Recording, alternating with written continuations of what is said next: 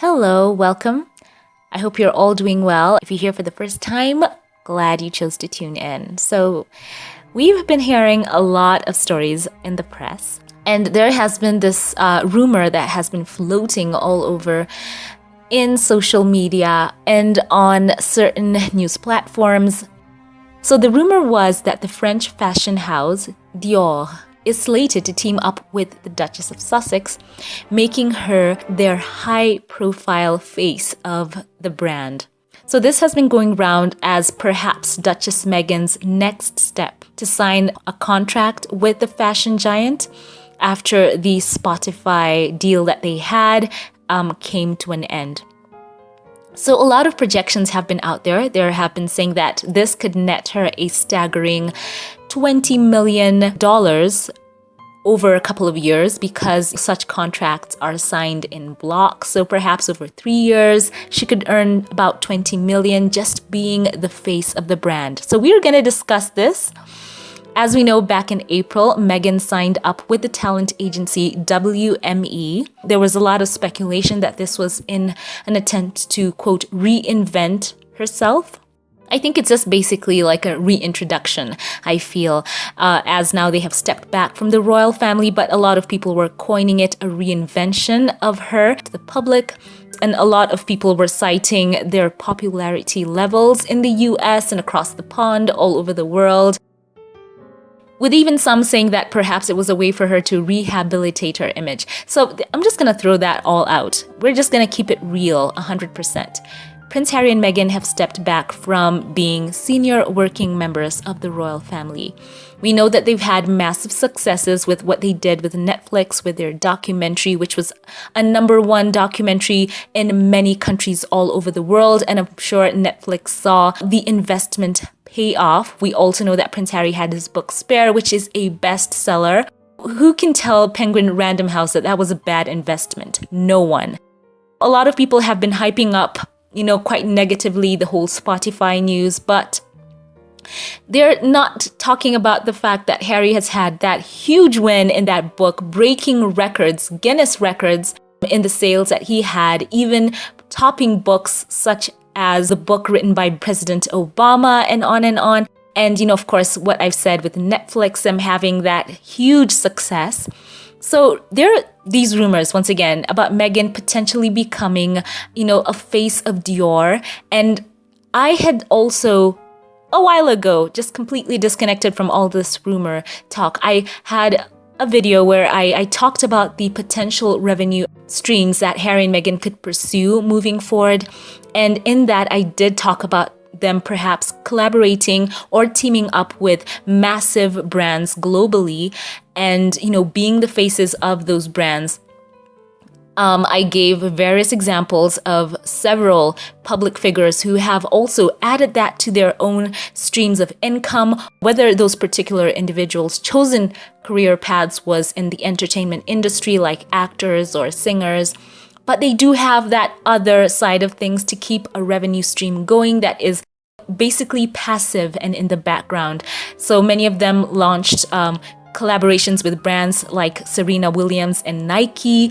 And I also took time to talk about Jessica Alba and what she did with her own career as an actor and branching out with her Honest brand, and how that propelled her in terms of wealth and what it also meant for her as a woman to have that power and, just stepping into her own as an entrepreneur. And I did cite Jessica Alba as a great template for Meghan to follow. So without me going over all of that, click the link that will pop up here and at the end screen. I will see you there, and thank you in advance for clicking on that link. So back to today's topic. It's been quite interesting to me how this potential move by Meghan has been framed in certain segments of the media, and they're trying to dub her as a, quote, influencer. And those words are kind of like a put down according to what I'm seeing. They're saying that now she's going to become an influencer. First and foremost, we're going to have to ask them to step back from that word influencer, in quotes, as a kind of derogatory term for Meghan, because that would mean that in that same stream of thought that they are basically putting down a lot of public figures who have collaborations with huge brands and trying to put them down. when in actuality, the fact is for brands to reach out to Meghan and Harry, and this is hypothetically because, of course, there is no confirmation yet from Dior, but for a huge brand to seize upon the public interest that the Sussexes have and try to capture that and harness it into sales. That is first and foremost just business 101. They know that Harry and Meghan as a brand, they have an ever-growing reach. They have a lot of interest. They capture the imagination of the world. People watch them, those who love them, even the quote haters, who I just like to call secret fans. They know that if they team up with someone who is famous, and I'm not even just talking about Meghan, they know that those collaborations turn into revenue, not only for those individuals, but for the companies themselves. They know how to tap into markets where there are people who are biggest spenders on luxury goods, and what a brand such as Dior to perhaps partner with the Sussexes. I think that would be amazing. Of late, it's been quite interesting that the French luxury house Dior has been looking to tap into global popularity of stars from all kinds of backgrounds, whether they are in entertainment, actors, singers, like K-pop stars, for example. This time, a short while ago, they actually signed the BTS member, I think some of you know him, called Jimin, who signed on as their latest global brand ambassador. And he was the first Asian male to hold a position for the brand. They are looking to tap into that market. Now, that's not going to call him a quote influencer. That is a huge opportunity for this company to turn some huge sales. And yes, they're going to partner with him. So just think about that and how many people watch Harry and Meghan, follow them, and would like to perhaps have, say, a signature perfume that Meghan has had her own hand in and, puts her own heart and soul into what the product could be. That would be fantastic. Or perhaps let's talk about, it's not just Dior, because right now there are so many regions all over the world who would have huge interest in working with Meghan. And in the myopia of some people thinking that Harry and Meghan are just such a localized thing, whether it's people thinking they are localized to the UK or to the US, that is not the truth. We know that their wedding alone brought in humongous views, even for people just tuning in to see what's there. So they are already a global brand as they are. Think of the markets that they could tap into in Asia, in the Middle East, in Africa. When you're talking about brand ambassadorship and having Prince Harry and Meghan as the face of your product, that is not influencer in quotes. For example, the UAE led the Middle East region in signing up Hollywood stars as ambassadors for their flagship brands. And other countries like Qatar and Saudi Arabia have recently followed suit. So they, for example, signed, I think a few of you know him, the DC star Jason Momoa, who plays Aquaman. And they also signed up with global football icons such as Lionel Messi or David Beckham, endorsing brands and destinations as well. So I'm talking, there is so much potential for Harry and Meghan, not only to be the face of brands, but also they can be partners in endorsing destinations. Think about that. And Prince Harry, with his work with what he does with Travelist and sustainable travel, that is an avenue for him. So for those people who are saying that Harry and Meghan's brand are doomed, that they are, finished, people were talking about them out there, Meghan in the paparazzi pictures that were taken, talking about her looking glum, talking about how their brand has been watered down because of, quote, the whining and the whole South Park thing that people have been coining against them, that they have a worldwide privacy tour. Once again, Meghan said it even in her interview with Oprah. She herself has not talked about privacy, but she does talk about the normal expectation of privacy, citing that, for example, if someone sees a picture on someone's desk, then that individual would not have the right to demand the whole camera roll from their phone, which was the prying that Harry and Meghan were talking about. And of course, the negativity and on and on. So Prince Harry and Meghan have financial options. And whether or not the reports that they had not met their quota of content Whether that's true or not, I'm sure that they're going to keep on learning, or, whatever it is, that's not just the only way that they can earn money. But even what would be more fantastic would be for them to tap into this kind of passive income in just endorsing brands, being the face of brands, working, collaborating with brands, or even launching their own brands as well. How many of you out there would love to have a luxury perfume by the Duchess of Sussex? I know that would do fantastically. Or a kind of clothing line that Harry and Meghan would launch, or a partnership with some luxury cars, or, as I said, endorsing destinations. Prince Harry can do that with Travel List. We know people do this. Just recently, Chris Hemsworth became, the destination ambassador for his own country. So that does happen. So I want to know your thoughts. Let me know what you think about the framing of them being called, quote, influencers, to put them down. Because I've said this, and I think a few of you have also noted that when other members of the royal family do something that Meghan specifically before has done, and, she was pilloried for, whenever the other people do it, it's suddenly this amazing thing that has just happened. And, they're just,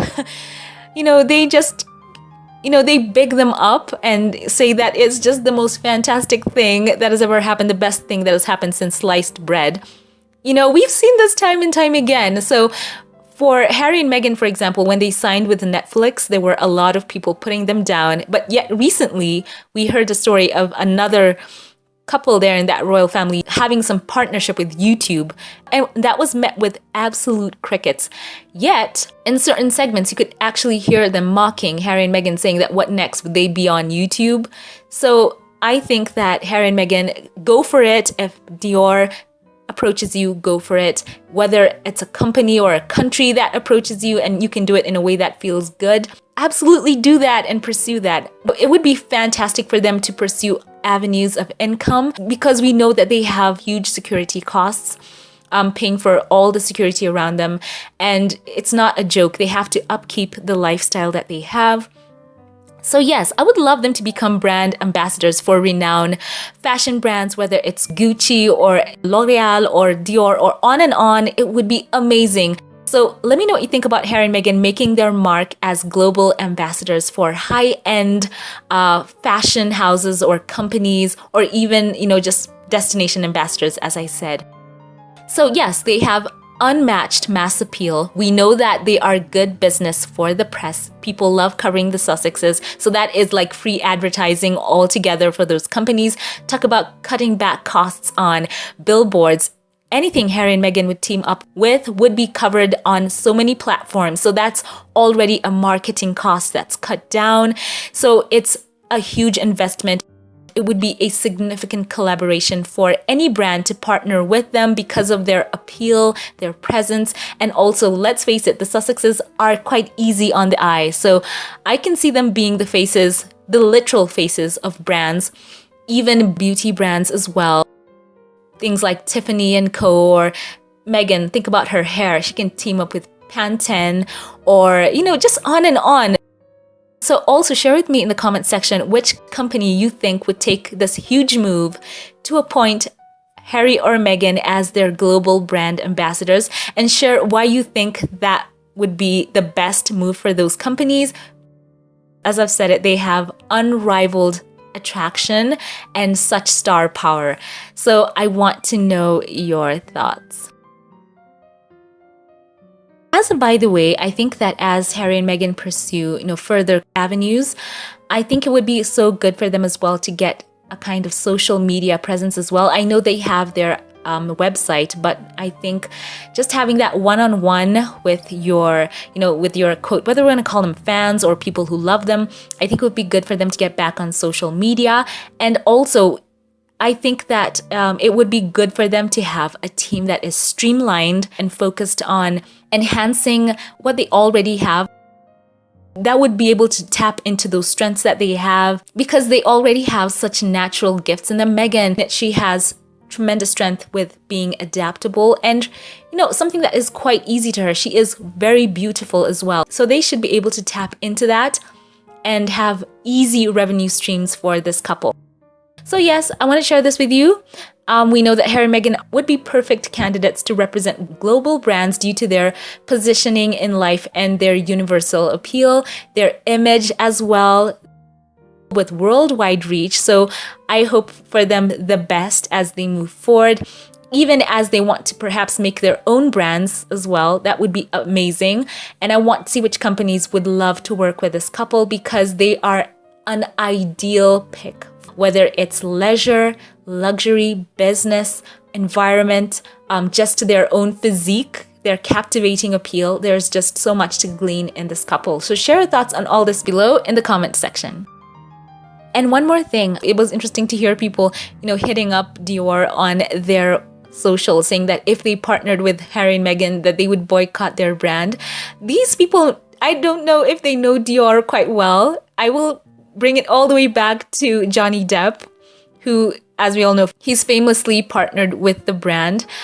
Even in the height of all the conflict that was surrounding his life with, what had happened, the drama that had played out over several years, where he was dropped by major Hollywood franchises. I'm talking about Pirates of the Caribbean and on and on. Dior stood behind Johnny Depp. He was facing so much career setback before he won his trial. I think that was widely publicized, and I covered that. So, this brand, they chose to stand by Johnny. They bet on him. He has truly been so profitable for this company. And just recently, we heard the news that they extended a pact said to be for 3 years and worth more than $20 million. And that was for him to continue with his campaign as the face of Dior Sauvage, which has been, as I said before, a huge win for that company. And in that partnership with Johnny Depp, the people who supported him, who continued to buy the product just because he was partnered with them, the company said that they saw the greatest sales on that particular perfume. So yes, if Dior partners with Harry and Meghan, they will not be moved. They will partner with them, and they will stick with the couple. So thank you all for watching. As always, share your thoughts in the comment section below. As always, before we log off, a special thank you to those who support my work here on YouTube, to my Patreon, PayPal, and membership supporters. I would like to say thank you so very much for your kindness and your giving. And I would like to shout out a couple of you here by name. A special thank you to Gloria C. I appreciate you for choosing to come along with me on this YouTube journey. You are so, so kind and giving. And I want to say thank you and God bless. And now a special thank you to Diane Hawkins, who is the first supporter of this channel here. I would like to say thank you, and I value you. You are so special and dear to me. God bless. Thank you as well to Gary Adderley, one of the first supporters of this channel. Thank you for choosing to support my work and being such a boost and encouragement. God bless you. Thank you as well to Scotty and Norma Brown, who have been so unwavering in their support for my work here. I love you. I'm so grateful to God for you, and know that I pray for God to bless you exceedingly abundantly above all you could ever ask or think. I truly do appreciate your support. And now a special thank you to those who gave during the last live. Thank you to Lydia Washington, who is one of the channel moderators here on YouTube. Lydia, thank you so much for your giving and how you've gone above and beyond being a member here, giving in the lives, moderating the comments. I love and thank you so very much. God bless you. And thank you to Hen Pal as well for your giving. You've been such a faithful supporter of this channel. Truly value me, and I thank God for you. Thank you for being so supportive towards me. Thank you, and I love you. Once again, thank you to all who support this channel. And if you liked this video, don't forget to give it a thumbs up. Click that subscribe button. It truly does help out the channel. And once again, thank you all for watching. I love you all. And if you want to watch more videos like the one I shared before on Meghan's potential revenue streams, click the links in the cards and at the end screens, and I will see you there. Thank you all for watching, and I will catch you in the next one. Have a blessed one.